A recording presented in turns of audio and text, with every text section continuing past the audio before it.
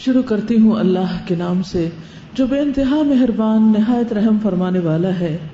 اتل ما اوحی الیک من الکتاب واقم الصلاۃ ان الصلاۃ تنہی عن الفحشاء والمنکر ولذکر اللہ اکبر واللہ یعلم ما تصنعون۔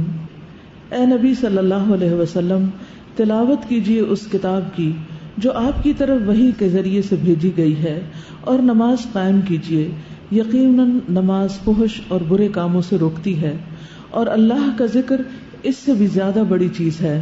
اللہ جانتا ہے جو کچھ تم لوگ کرتے ہو۔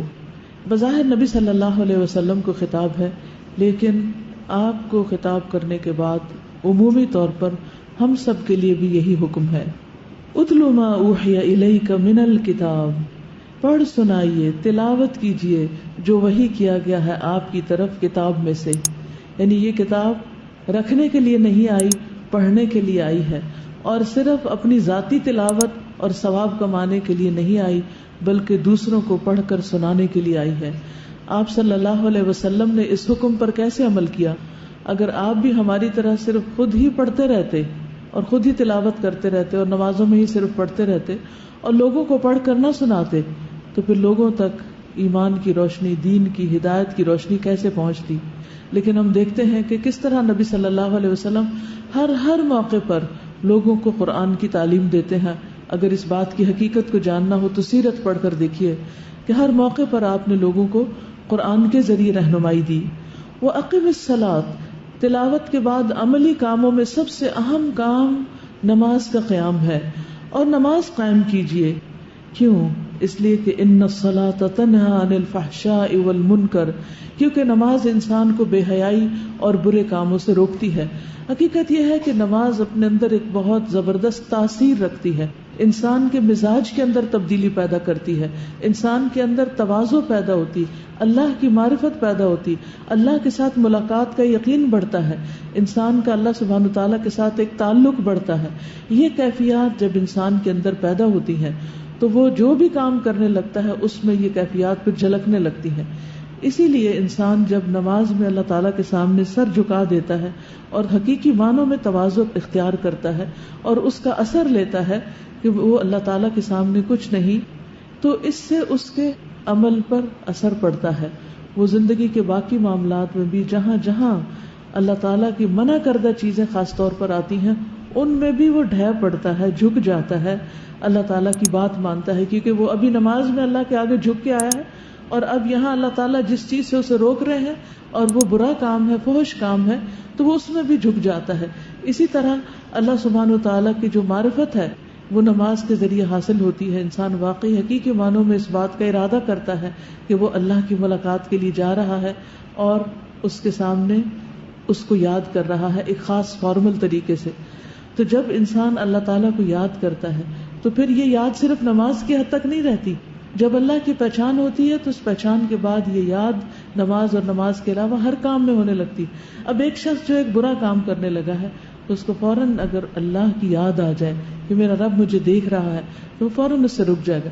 مثلاً ایک لڑکی کبھی ہو نہیں سکتا کہ بسم اللہ پڑھ کر سی تھرو لباس پہنے، کیا یہ ممکن؟ نہیں، کیونکہ اس کو فوراً ڈر لگے گا کہ میں تو اللہ کا نام لے رہی ہوں اور میرا رب مجھے دیکھ رہا ہے، تو وہ فوراً اس کام کو چھوڑ دے گی۔ اسی طرح انسان یہ نہیں ہو سکتا کہ اللہ کا نام لے کر وہ کسی کو گالی گلوچ شروع کر دے اور فحش باتیں کرنا شروع کر دے۔ کوئی یہ نہیں کر سکتا کہ سورۃ فاتحہ پڑھ کر ایک گانا گانا شروع کر دے جس میں بہت بے حیائی کی باتیں ہوں۔ تو یہ حقیقت میں اگر نماز میں انسان اللہ کو یاد کرتا ہے تو پھر اس کا اثر اس کی باقی ساری زندگی پر پڑتا ہے، اور جہاں جہاں وہ کوئی بھی کام کرنے لگتا ہے، خصوصاً فحشاء اور منکر جیسے کام، تو اللہ کی یاد اس بندے کو روک لیتی ہے اور اللہ کے آگے جھکنے کا احساس اس کو گرا دیتا ہے۔ وَلَذِكْرُ اللَّهِ أَكْبَرُ، اور وہ اللہ کا بہت بڑا ذکر ہے۔ یعنی نماز بھی ذکر اور نماز کے علاوہ بھی اللہ کا ذکر سب سے بڑی چیز ہے۔ احادیث سے بھی ہمیں پتہ چلتا ہے کہ نبی صلی اللہ علیہ وسلم نے نماز کو ایک طرح سے برائیوں سے بچنے کا ذریعہ بتایا۔ ایک آدمی نبی صلی اللہ علیہ وسلم کے پاس آیا اور کہنے لگا، فلاں آدمی رات کو نماز پڑھتا ہے اور صبح چوری کرتا ہے۔ آپ نے فرمایا ان قریب اس کی نماز اسے اس کام سے روک دے گی، یعنی اگر وہ نماز پڑھتا رہا تو چوری ختم ہو جائے گی اس سے۔ کیونکہ نماز سے انسان کے اندر ایک طہارت کا احساس پیدا ہوتا ہے، ایک اللہ تعالیٰ کے ساتھ تعلق کا احساس پیدا ہوتا ہے، تو وہ پھر انسان کے اوپر برائی کرنے کو بوجھل بنا دیتا ہے، مشکل بنا دیتا ہے.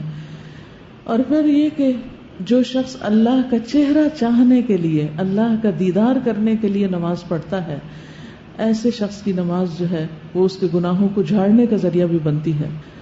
ان العبد المسلم لیصلی الصلاۃ یرید بها وجہ اللہ فتحافت عنہ ذنوبہ کما یتحافت ھذا الورق عن ھذه الشجرہ.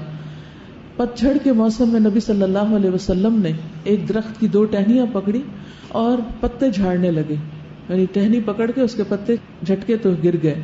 فرمایا مسلمان بندہ جب اللہ کا چہرہ چاہنے کے لیے نماز پڑھتا ہے تو اس کے گناہ اسی طرح جھڑ جاتے ہیں جس طرح اس درخت کے پتے جھڑ رہے ہیں. تو اگر انسان نماز پڑھتا رہے گا تو پچھلی برائیاں بھی جھڑ جائیں گی اور اگلے گناہ بھی جھڑنے لگیں گے، اس کے مزاج سے، اس کی عادات سے، اس کے اندر سے وہ ختم ہونے لگیں گے.